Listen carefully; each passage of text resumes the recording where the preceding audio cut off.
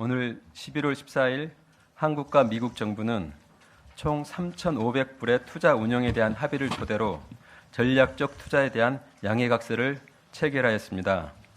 지난 7월 30일 관세 협상에서 큰 틀의 합의를 한 이후 3개월 반 만입니다.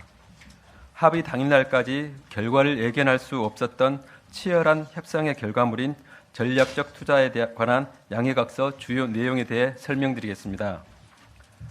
3,500억 불 규모의 전략적 투자는 2,000억 불의 투자와 1,500억 불의 조선협력 투자로 구성됩니다. 2,000억 불 투자에 대해 설명드리겠습니다. 투자 사업은 미국 대통령이 미국 상무장관이 위원장인 투자위원회의 추천을 받아 선정하되, 투자위원회는 사전에 한국의 산업통상부 장관이 위원장으로 있는 협의위원회와 협의하여 상업적으로 합리적인 투자만을 미국 대통령에게 추천합니다.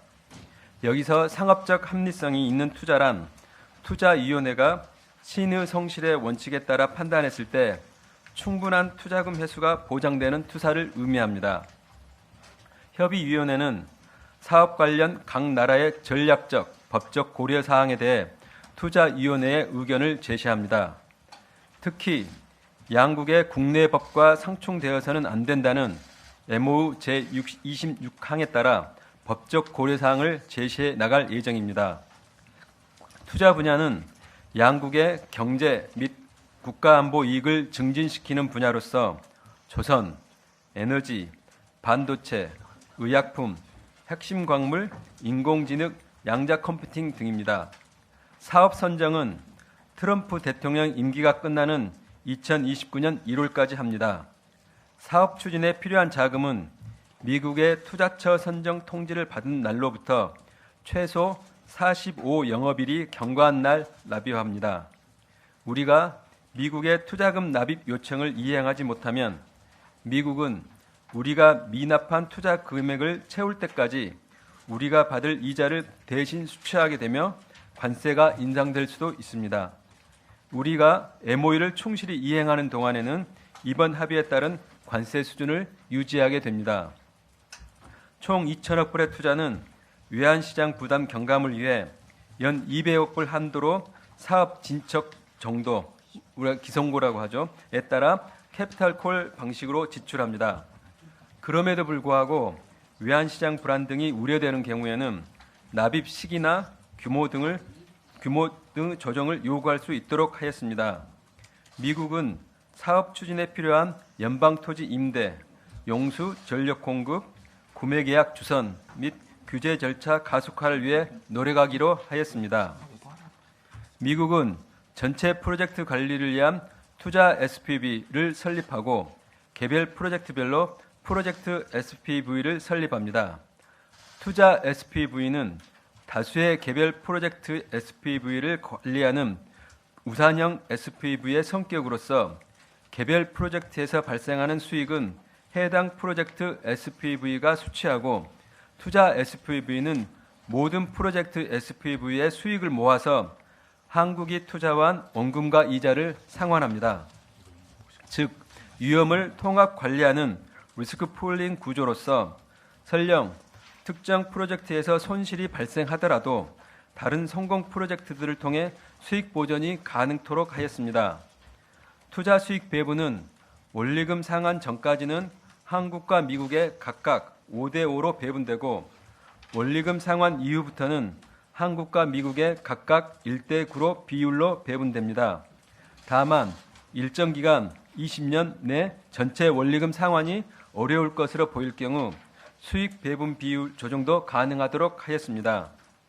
상환 이자율은 기준금리와 스프레드 합으로 구성되는데, 기준금리는 미국 국채 20년물 고정금리를 적용하고, 스프레드 상한은 미일이 합의한 스프레드보다 30 베이시스 포인트만큼 더한 값을 적용하기로 하였습니다. 미국은 프로젝트에 상품 서비스를 제공할 벤더 및 공급업체 선정 시 한국 업체를 우선하여야 하며, 개별 프로젝트별로 가능한 한국이 추천하는 한국 프로젝트 매니저를 선정하여야 합니다. 또한 투자 이행 과정에서 분쟁이나 갈등이 발생할 경우 협의위원회 등을 통해 최대한 우호적으로 해결해 나가기로 하였습니다. 1,500억 불의 조선협력투자 관련 투자위원회가 승인한 사업에 대해 한국 정부는 직접 또는 협의위원회를 통해 조선 분야 민간 투자, 보증, 선박금융 등을 지원합니다. 여기에는 투자의 수익 배분 방식이 적용되지 않고 발생하는 모든 수익이 우리 기업에게 귀속되는 구조입니다. 조선협력 투자에 대해서도 미국은 연방토지 임대, 용수 전력 공급, 구매 계약 주선 및 규제 절차 가속화를 위해 노력하기로 하였습니다. 3,500억 불 자금 조달 방안입니다.